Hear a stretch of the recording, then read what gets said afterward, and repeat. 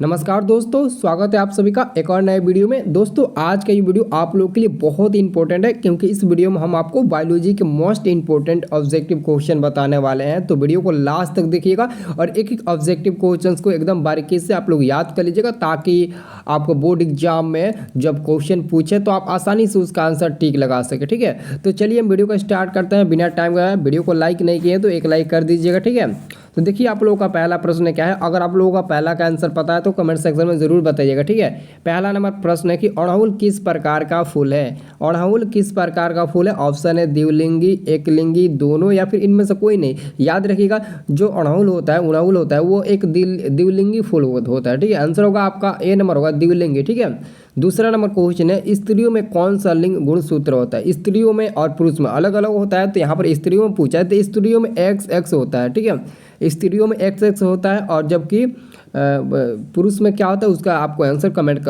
Box में बताना है। ठीक है, तीसरा नंबर प्रश्न है कि कीटों के पंख और चमगादड़ के पंख किस तरह के अंग है। देखिए कीटों के पंख और चमगादड़ के पंख समवृत्ति अंग होता है। समवृत्ति आंसर होगा सी नंबर समवृत्ति। ठीक है, और ये समजात अवशेषी अंग नहीं होगा बल्कि समवृत्ति होगा। याद रखना, बहुत ही इंपॉर्टेंट क्वेश्चन। ठीक है, अगर आप लोग ऐसे ही डेली बायोलॉजी का मोस्ट इंपॉर्टेंट ऑब्जेक्टिव क्वेश्चन देखना चाहते हो तो हमारे चैनल को सब्सक्राइब कर लीजिएगा, तभी तो आपको मिल पाएगा वीडियो हमारा हर एक वीडियो। ठीक है, चलिए हम लोग अगला क्वेश्चन देखते हैं। सभी क्वेश्चन एकदम इंपॉर्टेंट है।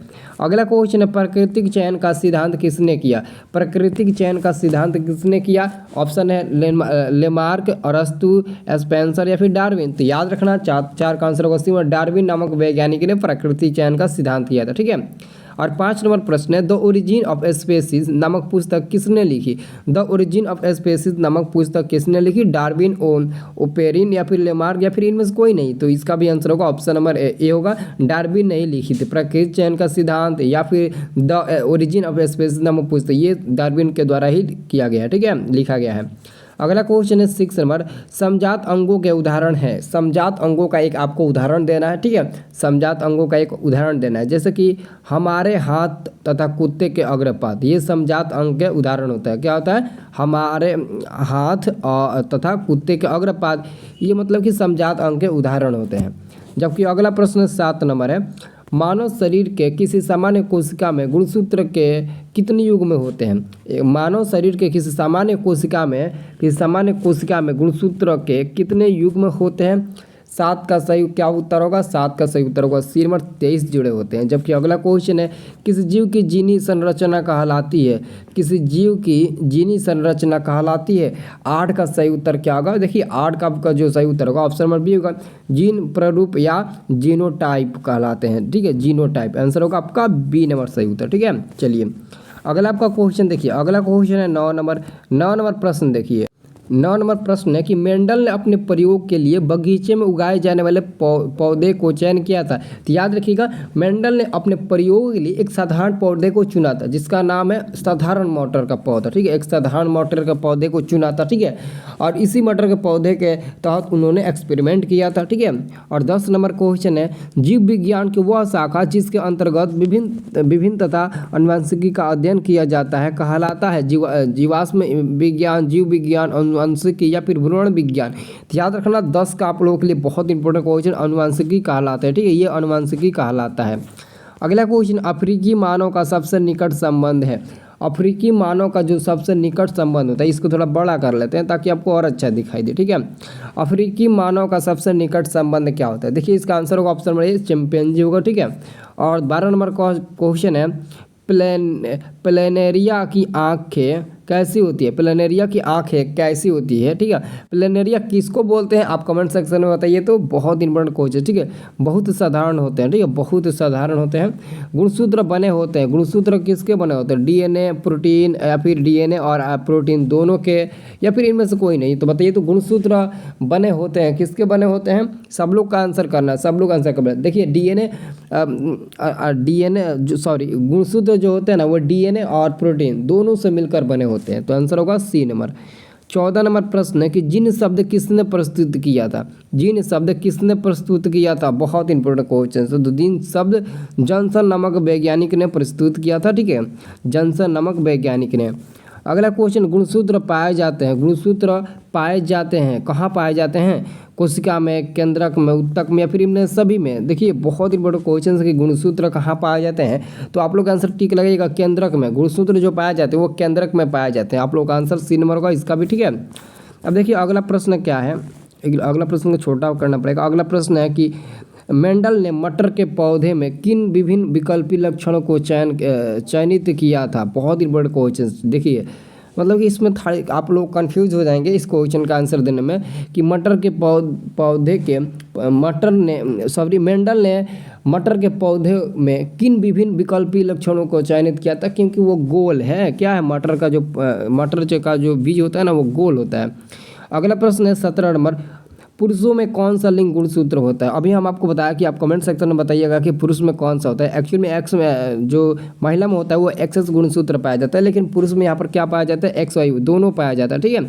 पुरुष में क्या होता है, एक्स और वाई दोनों गुणसूत्र मौजूद होते हैं, जबकि स्त्री में केवल एक्स होता है, ठीक है।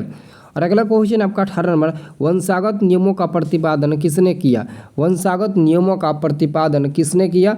आंसर होगा आपका D number, Gregor John Mendel ने वंशागत नियमों का प्रतिपादन किया था, ठीक है। अगला क्वेश्चन आपका 19 नंबर है, उस पौधे का नाम बताइए, उस पौधे का नाम बताइए जिस पर मेंडल ने प्रयोग किए थे। तो उस पौधे का नाम क्या है, मटर का पौधा। आंसर होगा सी नंबर, ठीक है। अगला क्वेश्चन है, मेंडल के मटर कुल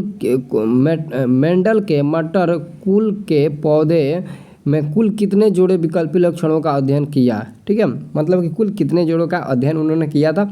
तो हम लोग आंसर देंगे ऑप्शन नंबर डी को, इनमें सभी, ठीक है। सॉरी ये तो 21 नंबर ना हो गया।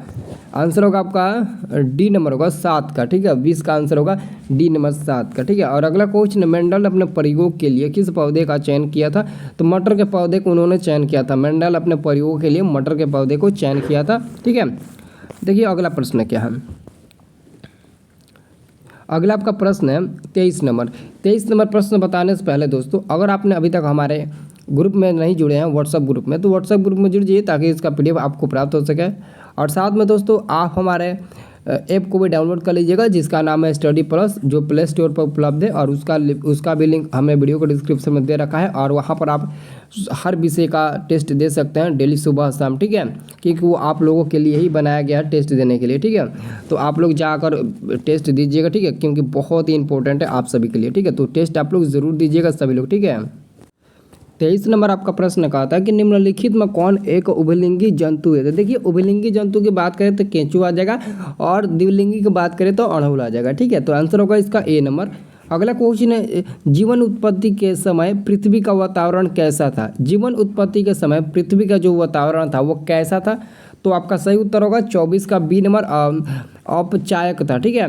प्राकृतिक चुनाव द्वारा जीवों का विकास कहलाता है। प्राकृतिक चुनाव के द्वारा जीवों का विकास जो कहलाता है वो कहलाता है डार्विनवाद, यानी कि डार्विन कहलाता है, ठीक है। अगला क्वेश्चन है आपका 26 नंबर। 26 नंबर प्रश्न है कि निम्नलिखित में किस अनुवांशिकी का पिता कहा जाता है। तो ग्रेगर जॉन मेंडल को हम लोग अनुवांशिकी का पिता बोलते हैं। तो 26 का आंसर होगा बी नंबर।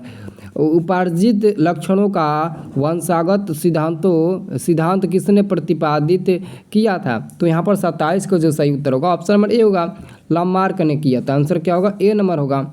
28 नंबर प्रश्न है कि पक्षी एवं चमगादड़ के पंख निम्नलिखित में किस प्रकार के अंग की श्रेणी में आते हैं। पक्षी एवं चमगादड़ के पंख, ठीक है।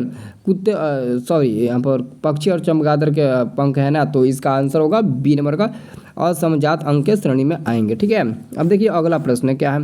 अगला आपका प्रश्न है 29 नंबर, निम्नलिखित में स्त्रियों में पाया जाने वाला लिंग क्रोमोसोम का जोड़ा है। देखिए स्त्रियों में पाया जाने वाला लिंग क्रोमोसोम जोड़ा पूछा जा रहा है, ठीक है। तो इसका आंसर होगा XX, ठीक है। अभी हम आपको बताएं मानव में ऑटोसोम की संख्या होती है, ऑटोसोम की संख्या होती है। तो देखिए 30 का आंसर होगा ए नंबर, 22 जोड़े। जबकि अगला क्वेश्चन है, मनुष्य में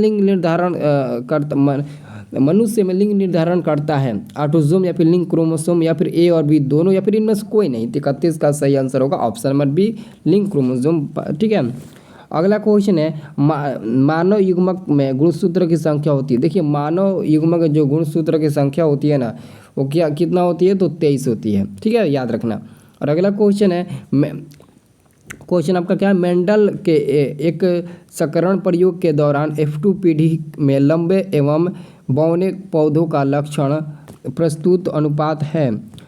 तो आंसर होगा ऑप्शन नंबर बी, इसका भी होगा 3:1। क्या होगा? 3:1। ठीक है, अगला क्वेश्चन आपका है मानव शरीर में लगभग कितने जीन होते हैं? तो मानव शरीर में लगभग 30,000 से 40,000 जीन पाए जाते हैं। ठीक है, याद रखना, इसका भी आंसर बी ही नंबर होगा। ठीक है, और 35 नंबर क्वेश्चन है बच्चे के लिंग का निर्धारण किस गुणसूत्र पर निर्भर करता है? जो बच्चे का लिंग निर्धारण होता है वो किस पर निर्भर करता है? लिंग गुणसूत्र किस पर निर्भर करता है? तो याद रखना आंसर का पिता के वाई गुणसूत्र पर निर्भर करता है। पिता के वाई गुणसूत्र पर निर्भर करता है, वो भी बच्चे का लिंग गुणसूत्र। ठीक है, और अंतिम प्रश्न है जीवन की उत्पत्ति पृथ्वी पर कहाँ हुई थी?